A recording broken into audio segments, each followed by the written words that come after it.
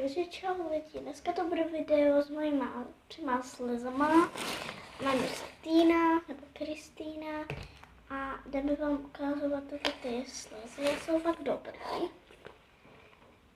A začneme ten dělkým. Tenhle sliz je strašně dobrý, i když je docela i šedej. Je fluffy, kliky, nebo tyk a je natahující hodně moc, praská a je takový lesklej, jsou v něm pár hvězdiček a budeme ho hodnotit.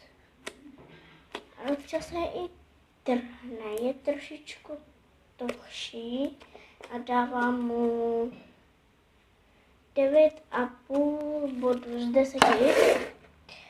Tak a jdeme na další slime. A jako další bude tenhle ten velký. Jo, a tohle se jmenuje to je strašně malinký. Jo, tady. Šedej slime. Já bych moc ani neřekla, že je šedej, ale spíš byl takovej žlutej, nebo zrádkovej.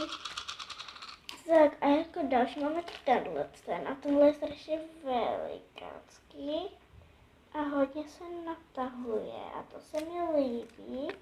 A nebudu ho vyndávat zase jako celý. Jo, a tenhle je vyrobený a je fluffy. A tenhle to není vyrobený, jsem to vidět. A prdí a se nejvíc líbí ty jeho tam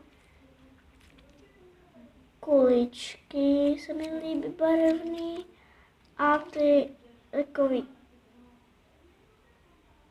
tohle to se mi moc nelíbí, nevím jak se tomu ani říká a věděla jsem, ale já to pořád jako mačkám a je natahující, ale sem tam se trhne a je příjemný do ruky, trošku tvrdší a dávám mu,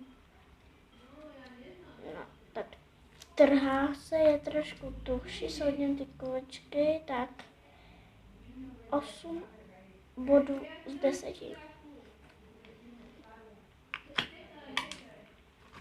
Tak dáme to tam. A tenhle ten malej a tenhle stál kolik? 65 korun, tenhle stál 10 korun.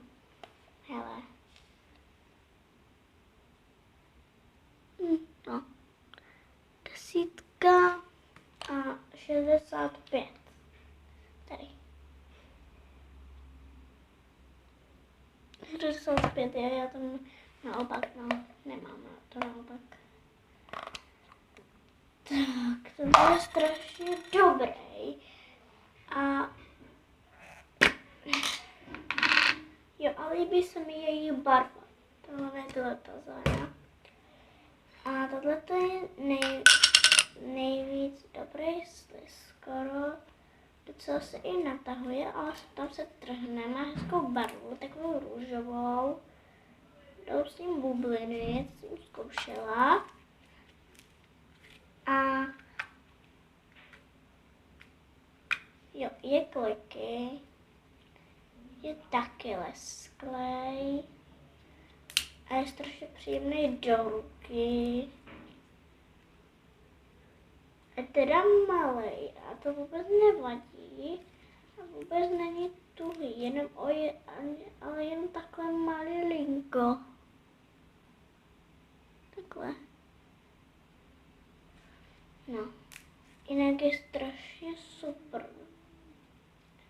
Hodně se s ním dá užít srandy. Je glossy. Když nevím ani, co znamená, takže to radši nebudu říkat, protože nevím, co to znamená. Ale jak jsem byla malá, tak jsem pořád měla tak slizy, ale tekutý. Uvidíme, jestli se příště taky koupím tekutý. Ale spíš je takový unicornový.